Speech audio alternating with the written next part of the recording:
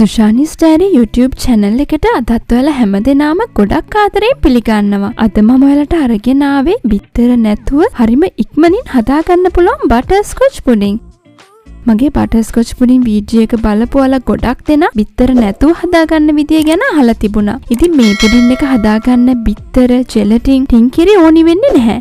ඉතින් අපි බලමු මේ pudding එක රසවත්ව හදාගන්නේ කොහොමද කියලා. මේ පුඩින් එක හදාගන්න අපිට ඕනි වෙනවා fresh milk. මම මෙතන fresh milk හරියටම මිලිලීටර් 500ක් අරගෙන තියෙනවා. ඔයාලට fresh milk නැත්නම් මේ වෙනුවට පිටිකිරි පාවිච්චි කරන්න පුළුවන්. butter හෝ margarine මේස හැඳි 3යි, සීනි මේස හැඳි 6ක් අරගෙන තියෙනවා. ඔයාලා ටිකක් පැණි රස වැඩියෙන් කන්න කැමති නම් තවත් මේස හැන්දක් විතර වැඩිපුර එකතු කරගන්න. ඊළඟට corn flour මේස හැඳි 4යි, vanilla තේ හැඳි 2යි. මෙන්න මේ දේවල් තමයි අපිට ඕනි වෙන්නේ. මේ හැමදේම මම description box එකේ දාලා තියෙනවා. ඔයාලා එතනින් අරගන්න. අපි දැන් මුලින්ම පුඩින් එක දාගන්න භාජනය ලෑස්ති කරගමු. මේ වගේ භාජනයක් අරගෙන මම මේකේ ඇතුලේ වටේට හොඳට මේ විදියට බටර් ගාගත්තා. ඔයාලා මේක අනිත් පැත්ත හරවන්නේ නැත්නම් භාජනයට බටර් ගාගන්න අවශ්‍ය වෙන්නේ නැහැ. මේ විදියට බටර් හොඳින් තවරගෙන අපි දැන් මේක පැත්තකින් තියාගමු. ඊළඟට අපි ගත්ත corn flour ටිකට fresh milk වලින් කෝප්ප භාගයක් දාගන්නවා. දැන් corn flour ටික හොඳට කැට නැති වෙනකන් දිය කරගන්නවා. මෙන්න මේ වගේ හොඳින් කැට නැති වෙනකන් දිය කරගෙන අපි මේකත් පැත්තකින් තියාගමු. දැන් අපි සීනි ටික කැරමල් කරගමු. මේ වගේ භාජනයක් ලිපේ තියාගෙන මම ඒකට සීනි ටික දාගන්නවා. ඊළඟට ලිප ඔන් කරලා ලිපේ ගින්දර අඩුවෙන්ම තියාගෙන අපි දැන් මේ සීනි ටික කැරමල් කරගමු. සීනි ටික කැරමල් කරද්දී හැන්ද පාවිච්චි කරන්න අවශ්‍ය වෙන්නේ නැහැ. මේ වගේ පෑන් එක උස්සමින් කරකවමින් කැරමල් එක හදාගන්න. දැන් අපේ සීනි ටික හොඳින් කැරමල් වෙලා තියෙන්නේ. මම මේක තවත් ටිකක් තද පාට වෙනකන් තව විනාඩියක් ලිපේ තියාගන්නවා. කැරමල් එක අපි ගොඩක් කළු පාට වෙනකම්ම ලිපේ තියාගන්නේ නැහැ. මෙන්න මේ වගේ ලස්සන ඇම්බර් කලර් එකක් එනකන් අපි ලිපේ තියාගන්නවා.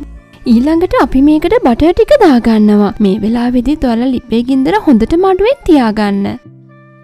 බටර් ටික දාගෙන හොඳට මිශ්‍ර කරගන්න. මෙන්න මේ වගේ කැරමල් එකේ බටර් ටික හොඳට දිය වෙනකම් මිශ්‍ර කරගන්න. මෙන්න මේ වගේ බටර් ටික කැරමල් එකේ හොඳින් දිය වුණාම අපි ඊතුරු fresh milk වලින් භාගයක් මේකට දාගන්නවා. දැන් නැවතත් හොඳින් මිශ්‍ර කරගන්න. sugar caramel එක කිරිවලට හොඳින් මිශ්‍ර වෙනකම් මේ වගේ හොඳට හැඳි ගාගන්න. sugar caramel එක මුලින්ම මේ වගේ කැටි ගැහුණත් අපි නොනවත්වා හැඳි ගාද්දි මේක නිකම්ම කිරිවලට දිය වෙලා යනවා. ඒක නිසා හොඳට මිශ්‍ර කරගන්න. මේ විදිහට කිරි එකතු කරගෙන ඔයාලා ලිපේ ගින්දර වැඩි කරලා සාමාන්‍ය ප්‍රමාණයට තියාගන්න.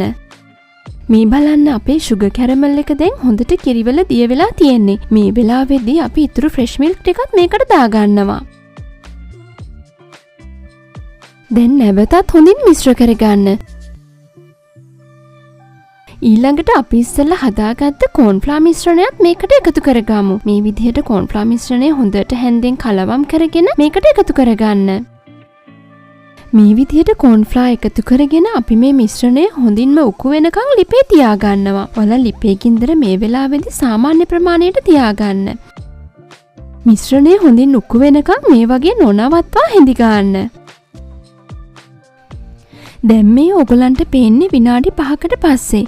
මේ බලන්න මිශ්‍රණය දැන් ටිකක් උකු වෙලා තියෙන්නේ. තවත් විනාඩි 2ක් වගේ යද්දී මිශ්‍රණය හොඳටම උකු වෙනවා. හැන්ද පිටිපස්සේ මේ වගේ හොඳට බැඳිලා අපි ඉරක් ඇන්දොත් හැන්ද මේ වගේ පාරක් හිටිනවා.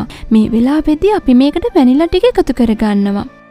ඊළඟට නැවතත් හොඳට මිශ්‍ර කරගන්න. මේ වෙලාවේදී ඔයාලා ලිපේ ගින්දර හොඳටම අඩු කරගන්න.